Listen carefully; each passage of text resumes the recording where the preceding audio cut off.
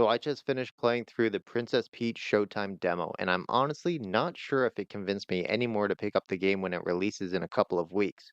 I was at about a 70% gonna get it, and I think after playing the demo, it's honestly still about the same. But let's go over everything that was in the demo, and maybe it'll help you decide if you want to give it a shot. First of all, the demo was rather short, with a runtime of approximately 30 minutes. In the demo, you'll get to take control of Peach and work your way through two different levels with completely different gameplay mechanics. If you've seen the trailers, then you'll know the unique aspect to the game is that Peach can wear a wide array of different costumes, and each one comes with unique abilities and gameplay mechanics. And in the demo, we get to try the sword fighter as well as the patisserie, essentially a pastry chef. The demo starts off with Peach going to a theater where a bunch of different plays are happening, and of course, there's some evil mischief that takes place, forcing Peach into action.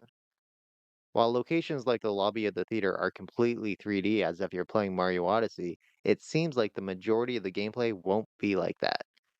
Heading into the sword fighting location, the gameplay turns into a side scrolling style, although the levels do have some depth to them. The issue with this is that the exact location of Peach in terms of the depth of the level can be a little difficult to pinpoint. This made me use my abilities while thinking I'm perfectly lined up with the enemies or friendly characters that I need to help, but completely missing as I actually wasn't aiming at them at all.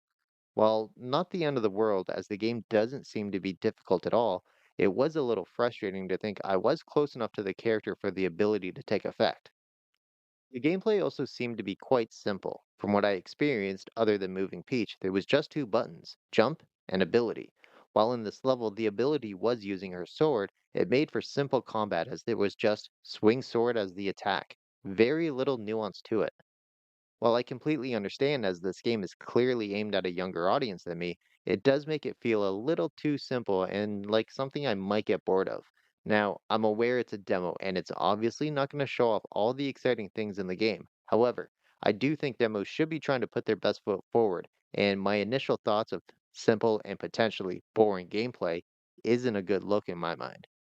After the sword fighting section, the demo unlocks the pastry chef level, and this has similar side-scrolling level design, although instead of combat, the gameplay turns into little mini-game type challenges. From designing cakes like in a Mario Party game to baking cookies through timing, the gameplay is again rather simple in concept, just one button at times. Although the point of this really was to show the vast differences in potential gameplay mechanics throughout the game, and in terms of that, it did a great job.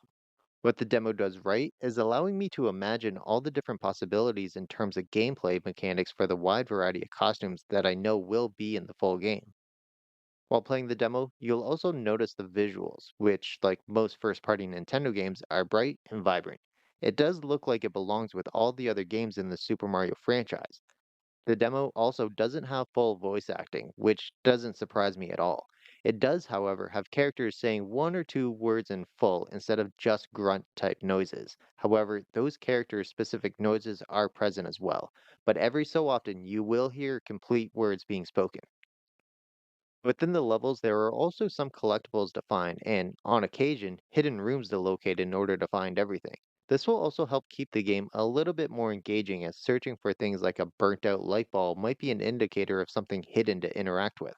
The one issue with this I found, however, is that after beating the sword fighter location, I realized I missed one sparkle gem, so I went back in to find it, and when I collected it, I decided to leave the level as I didn't feel the need to beat it again since the collectible was towards the beginning of the level. But when I returned to the lobby, I noticed that the collectible wasn't registered as found, meaning I believe I needed to rebeat the entire level again for it to count. Now, for a demo, that's not really a big deal, but for a full game, that can make it extra long to try and do a cleanup run of missed items for players to 100% the game. Hopefully, this won't be the case in the full game, but if it is, it'll definitely be a good way to artificially increase the replayability of the game, although it might actually be a little frustrating for players. Overall, the demo was short, but it was still relatively fun and interesting. I am curious about all the potential abilities Peach will have with all the costumes that have been shown in the trailers. However, I am a little worried that the game is gonna have little to no difficulty. Again, I understand I'm probably not the target audience for the game, and it might be the perfect difficulty for a young kid, so I'm not gonna be too harsh on it for that. But it does make me skeptical on the potential enjoyment I, or anyone else who's a similar age to me, can get out of the game. And there we have my quick thoughts on the Princess Peach Showtime demo. Let me know down below if you decided to give the demo a try, or are you just waiting for the full game to release? If you enjoyed the video, be sure to hit the thumbs up. It really helps out a lot. And please don't forget to subscribe if you're new here. If you want to check out what I put out most recently, then be sure to click right here.